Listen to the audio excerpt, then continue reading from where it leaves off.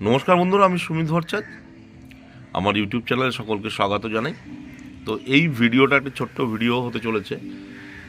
ভিডিওটা মূলত আমি আজ থেকে 10 দিন আগে আমার কিছু ছোট ছোট গাছে গোট ডাঙ্ক ম্যানিওর ব্যবহার করেছিলাম, মানে ছাগলের নাদি ব্যবহার করেছিলাম তাদের বার বৃদ্ধির জন্য। গাছগুলো যথেষ্ট ছোট ছিল, এর ভিডিওটা আছে।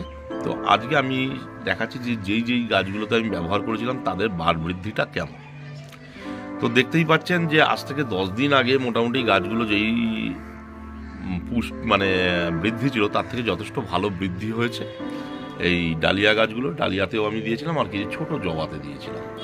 তো দেখতেই পাচ্ছেন এই হচ্ছে তার বর্তমান পরিস্থিতি, যে যথেষ্ট বৃদ্ধি এসছে এবং সুস্থ সতেজ আছে।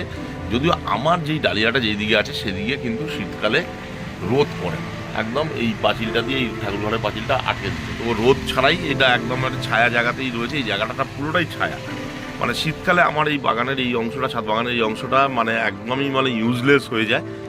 তো এইখান থেকেও যে আমি যা ব্যবহার করেছিলাম এই বর্তমানে তার ফল হচ্ছে এইটুকু। এই হচ্ছে ডালিয়ার গাছ। এবার আপনাদের দেখাই যে যেই জবা গাছগুলোতে আমি ব্যবহার করেছিলাম সেইগুলো কেমন। আমি মূলত এই জবা গাছগুলোর ওপরে হচ্ছে আমি আমার ছাগলের যে নাদি ব্যবহার করেছিলাম সেইগুলোর যথেষ্ট গ্রোথ এসছে এবং কুড়িও চলে এসছে। তো দেখতে পাচ্ছেন এই হচ্ছে গাছের বর্তমানে, এবং এদের বৃদ্ধি হয়ে গেছে এবং কুড়িও চলে এসছে। তো আমি এইটুকুনি বলতে পারি, যদি আপনাদের গাছের বৃদ্ধির জন্য মানে ফসফরাস বা মানে একটি প্রাকৃতিকভাবে ফসফরাসের বেশি চাই, বা নাইট্রোজেন তো আছেই, তার সঙ্গে পটাশে, তা আপনারা কিন্তু অবশ্যই ছাগলের যে ডাং কম্পোস্ট বা ছাগলের নাদি বা গোবর যাই বলেন, গোবর তো নয়, মানে ছাগলের যেই ডাং সেইটা ব্যবহার করতে পারেন।